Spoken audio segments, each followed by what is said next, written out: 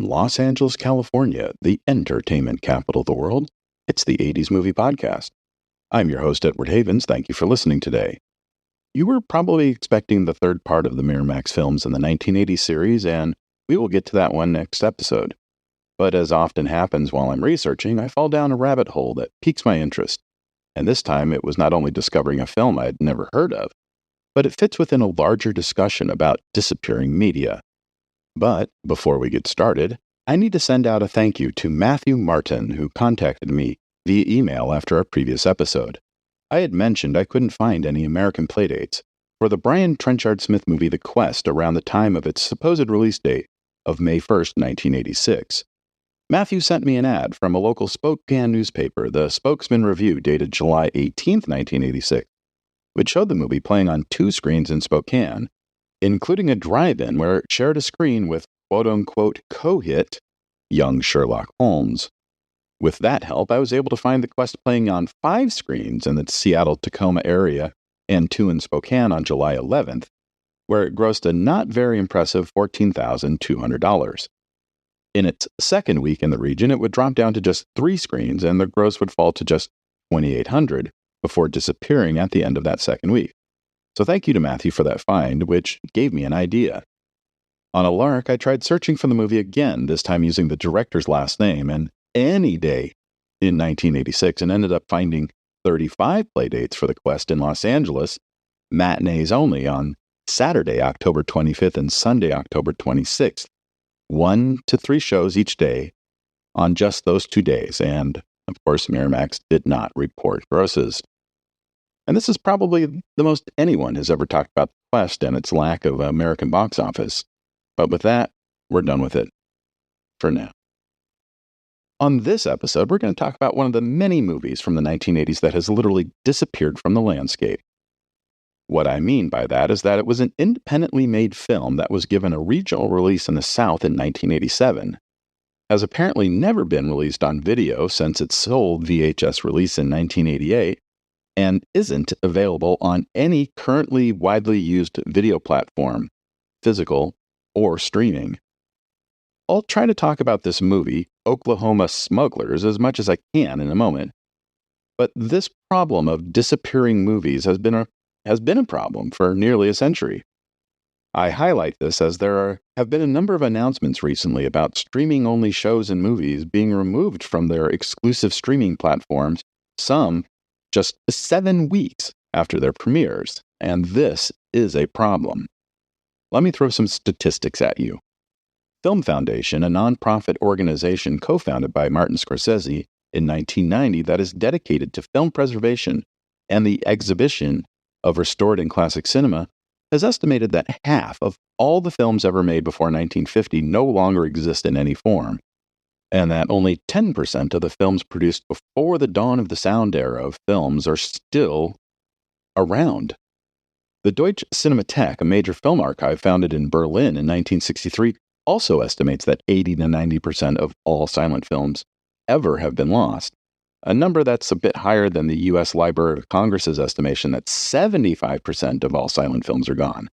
That includes more than 300 of Georges Méliès' 500 movies, a 1926 film The Mountain Eagle that was the second film directed by Alfred Hitchcock, and London After Midnight, considered by many film historians to be the holy grail of lost films. A number of films from directors like Michael Curtiz, Alan Dwan, and Leo McCarey are gone.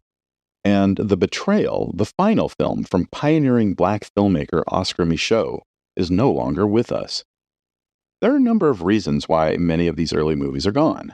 Until the early 1950s, movies were often shot and printed on nitrate film, a highly flammable substance which can continue to burn even if completely submerged in water.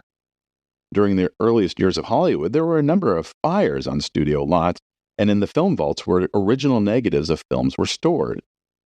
Sometimes the studios would purposely incinerate old prints of films to salvage the silver particles within the nitrate film. Occasionally, a studio would destroy an older film when they remade that film with a new cast and director. And And sometimes films like Orson Welles' original cut of The Magnificent Ambersons would be dumped into the ocean off the Southern California coast when studios no longer wanted to pay to store these elements. Except Oklahoma Smugglers doesn't fit into any of those scenarios. It's less than 40 years old, it's in color, with a synchronized soundtrack. Its crime was being a small-budgeted, independently distributed movie from an independent production company that was only released in a small section of the United States and never got any traction outside that region. Not that this alone is why it disappeared.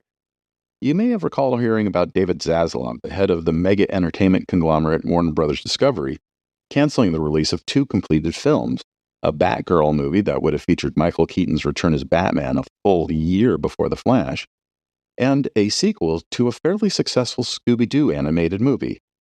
Warner Brothers had spent more than $200 million between the 2 films. They were shot, edited, and scored, and ready for release. Then Zaslav decided these were not of the quality he expected for Warner Brothers movies and wrote them off for the tax break. And unless somebody at Warner somewhere down the line decides to pay back the tax incentive to the Fed, these 2 movies will never legally be allowed to be shown, effectively making them lost films. Again, there are many reasons a film becomes lost. In our case, it seems Oklahoma Smugglers is an unfortunate victim of being the one and only film to be produced by Cambridge Entertainment Corporation based in Needham, Massachusetts. The company was founded on September 10, 1986, and went into involuntary dissolution on December 31, 1990. So it's very likely that the company went bankrupt and no company was interested in picking up the assets of a small independent production company with only one tangible asset, this movie. So here's what I could find about Oklahoma Smugglers. The film was produced and directed by Otto Richter, whose only previous film work was writing, producing, and directing a horror comedy called Skullduggery in 1982. The film has its fans, but they are few and far between. 3 years later, in 1985, Richter would work with a first-time screenwriter named Sven Simon to come up with a story for Oklahoma Smugglers. When the script was completed, Richter would raise the money he would need to shoot the movie in Toronto, with a no-name cast led by George Buza and John Novak, and a 4-week production schedule between February 24th and March 21st, 1986. One can presume the film was locked before September 10th, 1986, when Cambridge Entertainment Corporation was founded, with Otto Richter as its treasurer. The other 2 members of the Cambridge board, company president Neil T. Evans and company secretary Robert G. Parks, appeared to have not had any involvement with the making of the movie, and according to the Open Corporates database, the men had never worked together before and never worked together again after this company. But what Neil Evans did have amongst the 6 companies he was operating in and around the Boston area at that time was an independent distribution company called Sharp Features, which had been founded in April of 1981 and had already distributed 5 other movies, including the Dick Shawn comedy Goodbye Cruel World, which apparently only played in Nashville, Tennessee in September 1982, and a 1985 documentary about the Beach Boys. So, after a year of shopping the film around major studios and the bigger independent distributors, the Cambridge team decided to just release it themselves through Sharp Features. They would place an ad in the September 16, 1987 issue of Variety, announcing the film, quote, unquote, opens the Southeast on September 18th, just 2 days later. Now, you'll notice I was able to find a lot of information about the people behind the film, about the companies they created or had already created to push the film out into the market, the dates it filmed, where it was filmed. I have a lot of sources, both online and in my office, with more data about almost every film ever released. But what I can't tell you is if the film actually did open on September 18th, 1987, or how many theaters it played in, or how much it grossed that first weekend, or if any of the theaters retained it for a second week, or any reviews of the movie from any contemporary newspaper or magazine.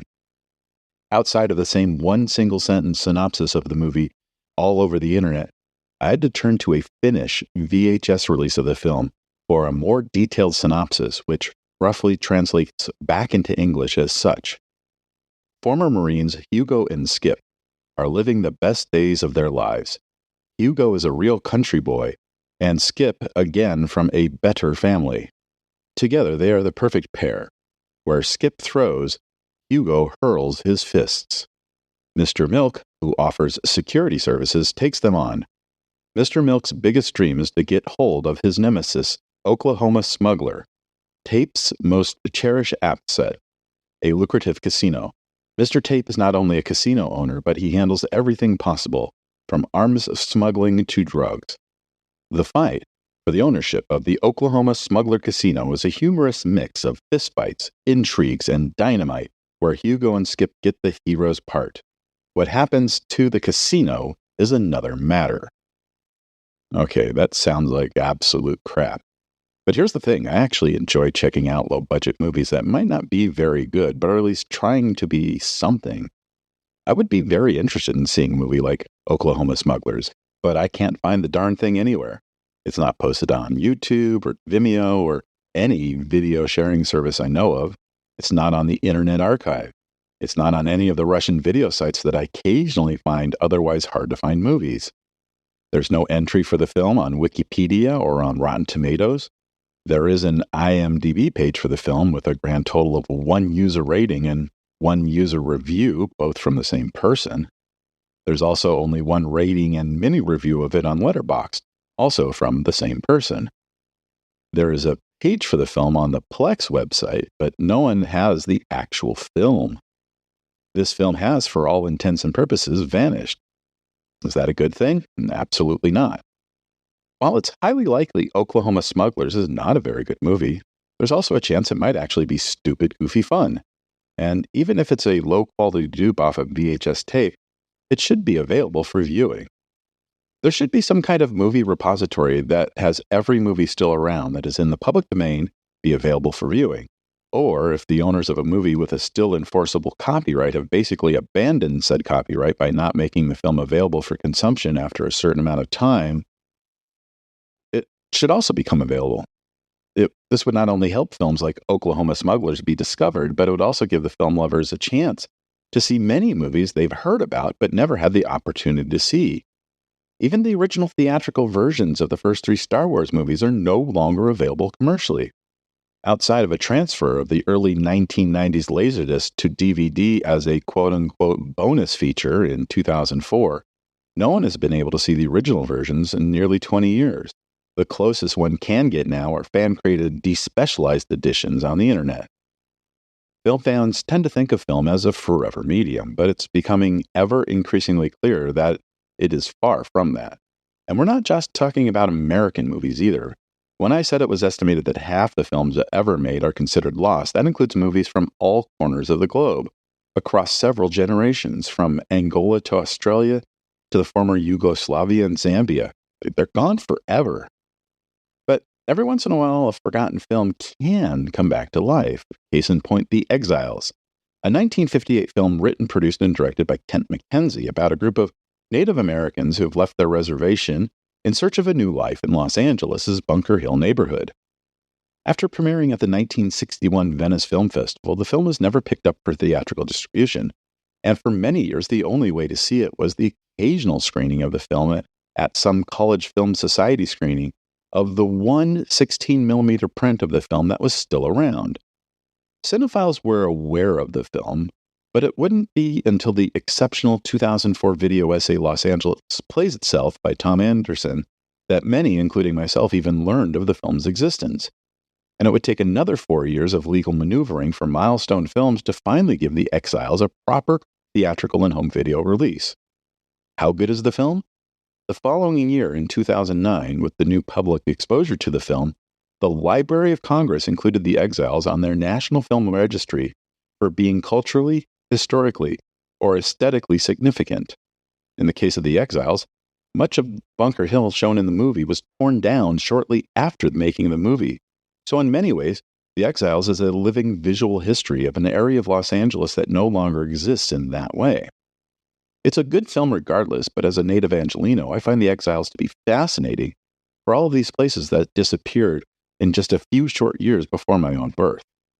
And that's this episode for this week. Thank you for joining us. We'll talk again next week when we continue our mini-series on Miramax films in the 1980s. Remember to visit this episode's page on our website, the 80s Movie Podcast, for extra materials about Oklahoma Smuggler. The 80s Movie Podcast has been researched, written, narrated, and edited by Edward Havens for idiosyncratic entertainment. Thank you again. Good night.